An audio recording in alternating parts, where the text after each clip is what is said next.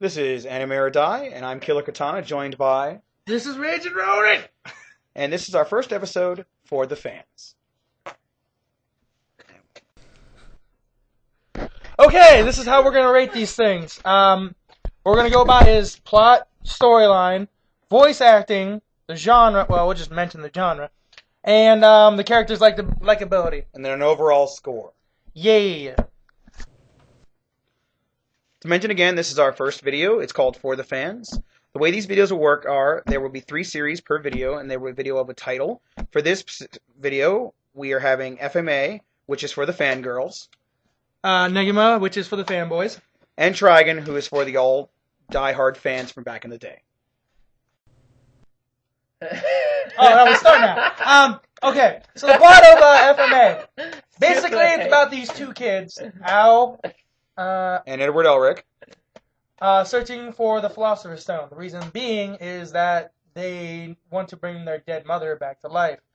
Actually, they're trying to get their bodies back. That too! You dumb bitch. I know. That's all we're going to give you of the storyline and the plot, though, because if we give you any more than that, you won't need to watch the series, will you? And it'll be a wah-wah. Exactly. Wah. Womp womp. Right. Exactly. For plot, we're going to give FMA a 7 out of 10. For storyline, we will give FMA a 7 out of 10. 7. Woo. Voice acting. In this series, you do have a lot of good voice acting. Oh, and by the way, I want to explain, all of these videos are being done by dub watchers, not by subs. So if you watch subs, I'm sorry, these videos are based on dubs, not subs. We care about our voice actors. This is true. English first, not Japanese. Right. Anyway, voice acting. You do have a very good line of voice actors in this series. You have voice actors such as Big Mignana.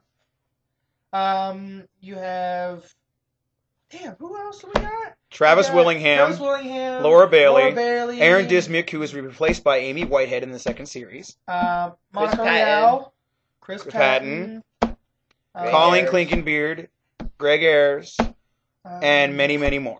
All of which do have a huge resume behind their backs. It's insane. It's just the series was meant for people who know about the people. It was, and it's also a very good video for a very good series for voice acting. It's just the abilities of these voice actors is amazing.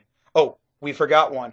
J. Michael Tatum, who plays Scar, Tatum, which is in Brotherhood. Yes, he's also in the first one too. The first guy was only there for the first couple episodes. Right. Anyway, for voice acting, we give FMA a 7.5 out of 10. Little better than storyline and plot, but you can understand why. Genre, I'll let you explain that one. Alright, this is a shonen series. Shonen would be, for the demographic, it's supposed to hit young boys, basically just teenagers. Except there's a lot of people that aren't teenagers watching this, so it doesn't really matter. Although this is reverse shonen, because it's actually focused at young girls. Not really. It's still a fighting series, so that still technically is a shonen series. But there's enough fangirl appeal that it is a for the fangirls kind of thing. That's the reason why. They all love Edward Elric. They really do. And Mustang getting it on the freaky style. And his miniskirts. Character likability. I think you can tell by the fact that we've been mentioning characters throughout the entire video that character likability for FMA is actually pretty decent. Yep. We're going to give likability a 7 out of 10. Although they are very well done, there are some characters in the series that are just they don't get enough screen time to actually become likable. And they're kind of god-awful. That too. The overall score for FMA is a 7.1 out of 10. Not bad. And we're back. The second part of the series is Negima. Oh, by the way, we are joined by another person of our group who will only be joining us for so many videos because he hasn't watched quite as many things as the rest of us have. I would like to introduce you to now our other member of our group, Gundam Master. How you doing, Gundam, today? Good. That's good. Okay, Negima. It's nighttime. It is nighttime. Yes. It's very much nighttime. Plot of Negima. You have a little boy who is brought over from England to teach in an all-girls Japanese school. And, by the way, he's a wizard who is 10 years old. He's 9 3/4. This is true, which makes the fact that all the females in this series want his manhood so bad, just so much more illegal. He said manhood. This is a good point. Other than that, though, you really can't tell any more of the plot for Negima, because if you do, you'll be giving away too much. However, we can tell you a little bit about both seasons. This is true. Although both seasons are decent, the first season is not as good as the second. It's heavily based off of the graphic novel series, and they deviated at one point, and a lot of people didn't like that because of that reason. They do. Also, the second series is much more funnier. It's just a lot more comedy without as much of the, fan service. Also, so for plot, we're gonna give Negima a 7 out of 10. For story, that's for both seasons, by the way. yes, this is not first or second season. These are both seasons put together. Storyline, we're going to give Negima a 7 out of 10. Once again, the first season kind of just hamper its score. Right. Voice acting. This series has better voice acting than FMA does, to be honest with you. It really does. This is one of an ADV series that is now a Funimation series, and ADV, as anyone who is a dub watcher will tell you, just had an amazing lineup of voice actors. You also got to think, basically, as long as there was a female voice actor at the time, she did this series. Yes.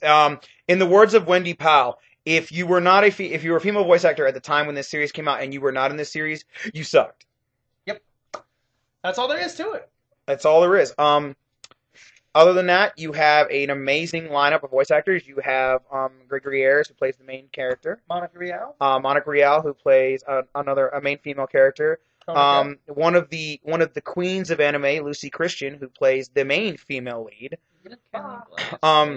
Yes, Leah Clark, who happened to be her first role, was Notica. Right. Caitlin Glass, yes, she is very much in this series too.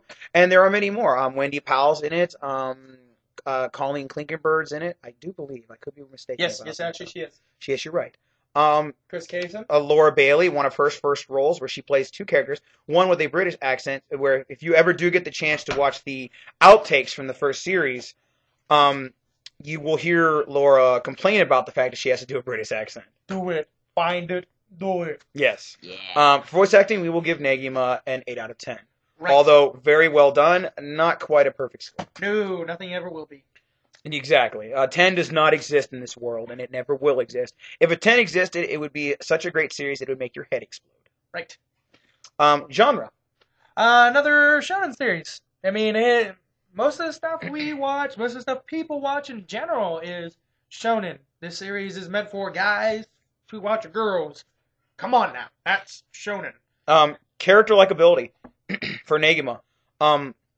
Once again, better than FMA, because actually Negima does take although there are somewhat of 30-some classmates, possibly even 40. It's only 31. Is it 31? I do believe so. Okay. They do take the time in the series to get to know every single person. In the second series, mainly, they do that. In the first series, they kind of skim over. They do cut out some people because at the part where they were at in the manga, where it deviated, that's where a lot more character development started to happen. Exactly. That's also one of the reasons why Negima didn't get a better score for character likability, even though it did get a better than FMA. Negima gets an 8 out of 10 for character likability. Negima's final score, an overall score, is a 7.5 out of 10. If you have not seen the series, I highly recommend it, especially if you're into the fact that just comedy and really awkward situations, because this series is just full of them. It's a heavy situational comedy. Very much so. Yeah. Next part of the series will be Trigun. And we're back. This is the third part of our video and the final part of our video, Trigun, which is for the old hard die fans. Wow. Apparently I'm retarded right now. Hard die? Diehards. Diehards, yes. Thank you. Which had the plot. Bruce Willis would be pissed at me right now if he knew I couldn't pronounce his movie name. But it was Die Hard. It was Die Hard, you're right. So I was. You dumb bitch. Die Hard. All right. No, I said tried to say hard die though. I fucked up. All right, I guess so. Okay. Well, anyway, back to the video. Yeah, finally. On a tangent. A plot for Trigun. It follows a character named by the name of Vashta Stampede, who is trying to redeem himself for a bad thing in the past. The start of the series is where the two girls are trying to find Bash. Yeah, the $60 double billion man. Yes. Double dollar billion. Double dollar. I bet. Which I never got. I never got that either. Yeah, I didn't either. But that's really high currency. Yeah. High class.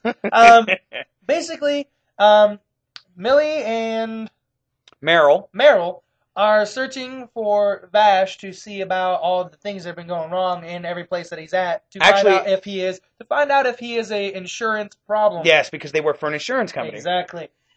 And as they go along, they get to know Vash, and you get to learn more about Vash himself as the story deviates from those two more onto his shoulders. Exactly. The main villain or protagonist in this series is a guy by the name of Knives, who happens to be Vash's brother.